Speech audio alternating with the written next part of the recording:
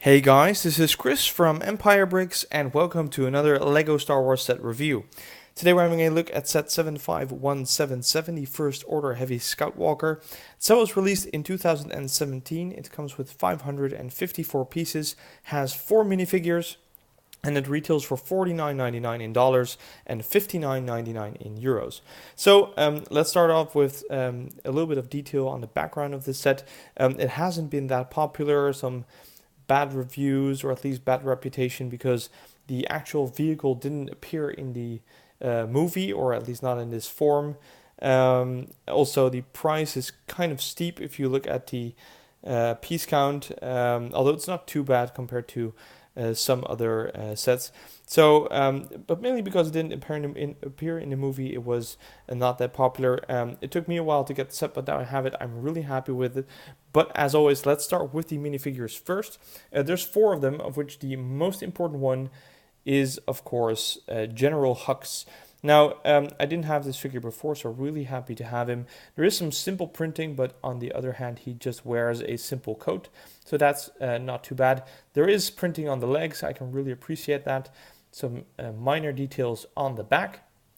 The face itself looks a bit angry. The hairpiece is not exclusive to General Hux, I believe, but it is the perfect hairpiece for him, almost like it was made for him. And if we look underneath, we can actually see that he doesn't have a double-sided face, which was kind of a surprise because the hair definitely allows it, and I would love to see a kind of surprised General Hux face for when he would be force-choked by Kylo Ren or something like that. But Lego didn't do that. He does come with a small regular blaster. Second minifigure is a very cool one as well. It is the First Order Flame Trooper. We have seen these in other sets before. Pretty similar to the Snow Troopers, except that they have the kind of the gas tanks for the flames on the back. It's the fuel, and their blasters come with a 1x1 round brick. Printing is pretty okay, matches up with the legs kind of neatly. I really like all the lines and details. There is some printing on the back, but it's hard to see because of the equipment he is carrying. And underneath the helmet, we can see a angry clone face, as we have seen by so many troopers before. The third minifigure is just a simple First Order crew member. Nothing too special. We have seen these in battle packs and lots of other sets. Some very simple printing on the torso, no leg printing at all. And if we look at the back, there's some simple printing there as well. He comes with this kind of neatly molded helmet and just a regular sort of smiling face, no secondary face, of course. And also this figure comes with a regular small blaster. Then to kind of counter all these First Order figures, we get one Resistance Trooper, and it's a female. There is some nice printing, some kind of packages. I think Lego always does a good job on the Rebel printing. It always looks nice. Nothing too uniform, so lots of different prints also.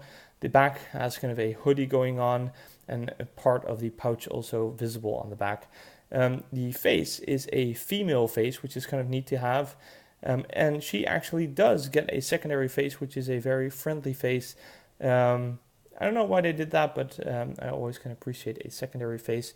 The helmet itself, I had to take a double look. It looks very different from, for example, the Resistance Troopers in the battle packs. And that is because I think it's exactly the same mold, but the visor piece is missing. I had to check the box, but this is actually supposed to be like this. So, by leaving the visor out, Lego is kind of creating a second look for this helmet, which is kind of sweet. I really love this look without the visor. It's pretty good. And she comes with a medium-sized regular blaster in gunmetal gray. So it's always nice to have more of those special blasters. So 4 figures for a $50 or €60 set. That's not too bad. It's not a huge build. 4 figures is good. One main character, some troopers. So good minifigure selection all over. Going to put them on the side to have a closer look at the actual set. Now, this is a heavy scout walker, and it's very different from other walkers that we have seen before in the sense that it actually has 8 legs and kind of moves like a crab, as you can see. And this is something that is very unique to this set in the sense that it is kinetic. if you roll it on a surface, the legs will move on itself due to a Technic mechanism that is inside. I can show you a little bit of how this works.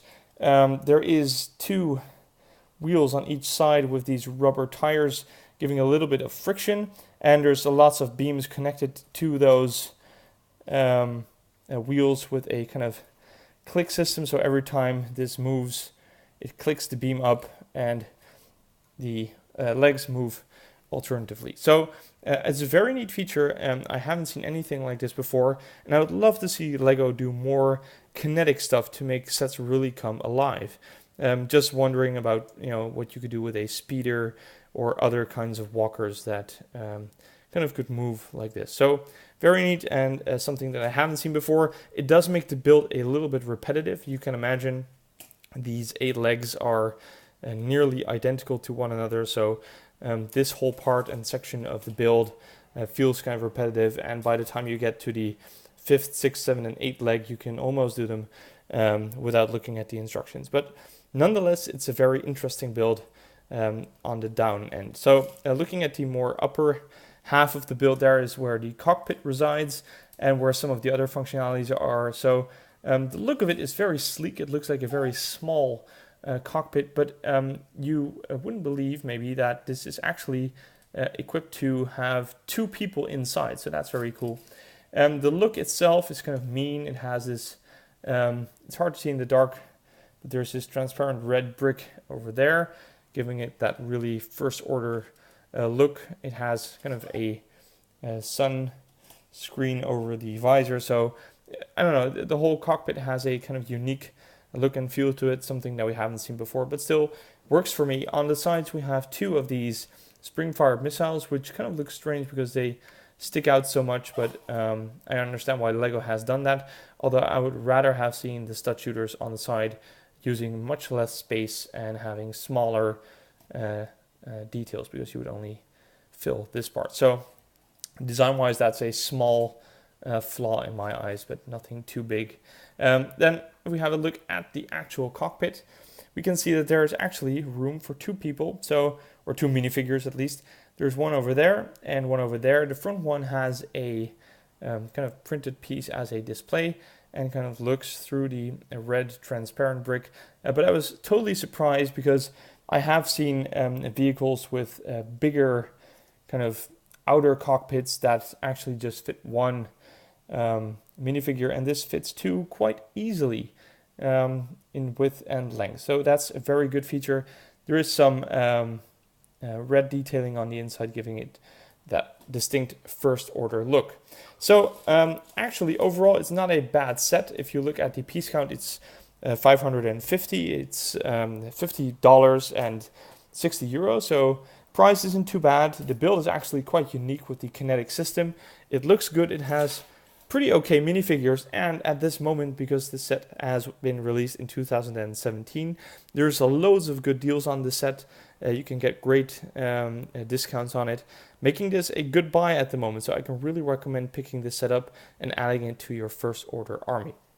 So those are my thoughts about the set. I really hope you enjoyed this review. If you did like this video, please like, comment, and subscribe, and I will see you all next time.